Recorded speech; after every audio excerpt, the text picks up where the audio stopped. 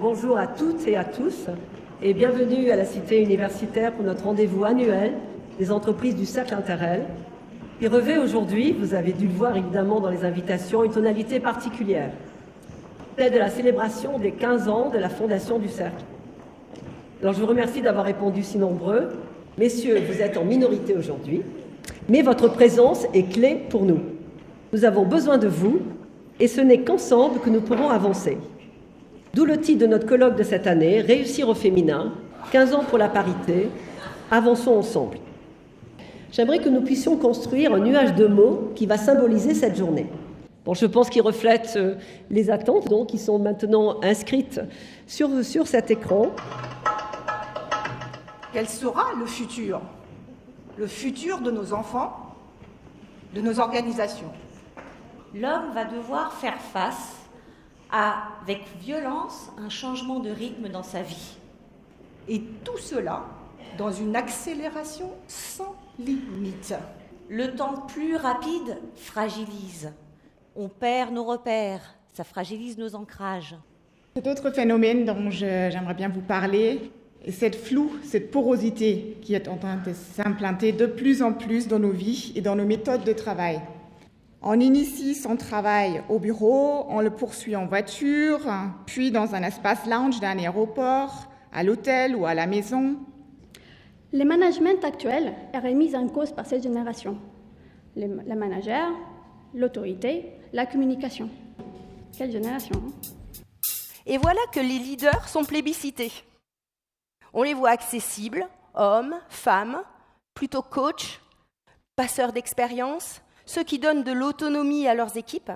Le manager du troisième type est connecté partout, mais il est connecté aussi de partout. Alors certes, la génétique nous définit en ce sens où elle pose un cadre biologique, voire même un cadre psychologique. Mais la bonne nouvelle, c'est que la plasticité neuronale ouvre le champ des possibles pour nous permettre de sortir sereinement de notre zone de confort et de lever des interdits qui sont solidement ancrés en nous. Je vous propose de vous amener visiter ce manager de demain et d'aller d'escale en escale dans tous ces petits organes et de découvrir en quoi il est constitué. Le manager du troisième type, bien évidemment, ça sera un homme ou une femme. On parle de troisième type, pas de troisième sexe. Par contre, il sera androgyne dans ses qualités, dans ses compétences, parce qu'il va fédérer.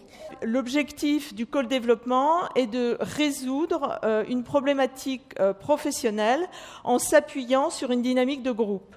Les femmes, certes, peuvent prendre la parole, les jeunes peuvent prendre la parole, mais leur parole est-elle vraiment à l'origine de la décision si la décision n'est pas consensuelle? Ce sont des modes de fonctionnement ensemble. Alors, cette année, on échange nos jobs, mais pas nos sexes. Voilà. Ça, c'est bien, j'aime autant. Voilà, ce que j'en dis. Florence, tu veux compléter ? Je vais compléter que nous n'avons pas le temps de débriefer. Donc, nous le regrettons fort bien. Vous avez remarqué que nous avions des invités de marque et par conséquent, on va leur laisser la place libre. Je pense que vous allez déjà admirer la parité de cette table ronde.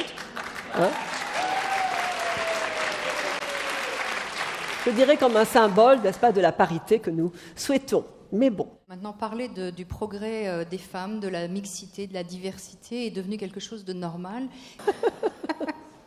Faites du pour des stéréotypes. Bon. Alors, je vais ramener celle-ci à ma fille ce soir. Oui. Moi, je vois de plus en plus d'hommes qui sont vraiment convaincus du rôle qu'ils ont à jouer et qui s'en sentent fiers. Et je pense que ça, c'est vraiment important.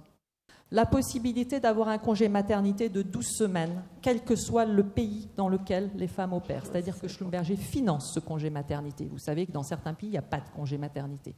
Au fond, il y avait un COMEX avant, il n'y avait pas une seule femme. Actuellement, il y a 4 femmes sur 12 quand même. Et avec notamment Orange France, qui est quand même juste la moitié du groupe. Il n'y avait en effet aucune femme dans le comité de direction. Donc la bonne nouvelle, c'est que ça peut changer. La mauvaise nouvelle, c'est que ça prend du temps quand même. Il ne faut pas non plus rêver.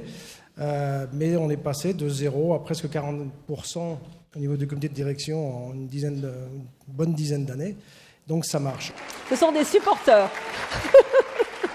Je signale que les infiltrés peuvent être des traites aussi, donc ça peut être les deux. Nous avons lancé une opération de classe de filles pour essayer de recruter directement des jeunes femmes. C'est une chose pilote qui est partie en 2013 qu'on étend en ce moment en toute la France pour former directement des techniciennes en contrat de professionnalisation avec des CDI à la clé. Et savoir qu'aujourd'hui, j'ai 40 personnes dans la salle qui sont chez Malto, je regrette de ne pas avoir été là ce matin, elles m'ont toutes dit « Ah, t'aurais dû voir ça, c'était vachement bien, etc. » Je suis beaucoup plus confortable en ayant 40 relais déjà dans la salle. Moi, arrivant ici, je valide le fait que c'est bien de venir ici, ça sert à ça, les sponsors. Et donc, je pense que l'élément de transformation... Merci, on est content que vous soyez là. Et l'élément de transformation, il est là. Alors finalement, en pratique, qu'est-ce que vous pouvez faire cette année ? On a décidé au niveau européen d'ailleurs, et j'étais à Paris hier, j'ai passé 1h30 avec elle, on a décidé de choisir 30 femmes qu'on avait détectées comme étant des hauts potentiels et de leur affecter un sponsor qui était membre du comité directeur Europe. Ce qui fait que son rôle est de promouvoir et de faire en sorte qu'elle devienne exécutive dans les 18 mois. C'est complètement différent comme approche. Et au passage, on est jugé en tant que sponsor et en termes de collectivité sur le fait qu'on y arrive, quoi. Comment éviter que les hommes aient peur qu'on leur prenne leur place ? Ah oui, surtout dans les conseils d'ailleurs. C'est un vrai sujet d'ailleurs. Alors Philippe Camanette, avez-vous peur ? Non, c'est moi qui vais prendre la parole. Il veut toujours prendre mon micro, vous voyez. Ben voilà, c'est bien Véronique. J'ai dû me battre pour demander à mon manager de pouvoir partir à 16h tous les mardis parce que je voulais avoir du temps avec mes filles pour qu'elles apprennent à nager. Ça a été une révolution, mais c'est possible. C'est possible parce que je disais à mon manager, bon, à 6h30, quand je rentrerai, je pourrai effectivement être disponible pendant 1 heure si tu as besoin de moi. Je n'irai jamais sur ce terrain avec vous.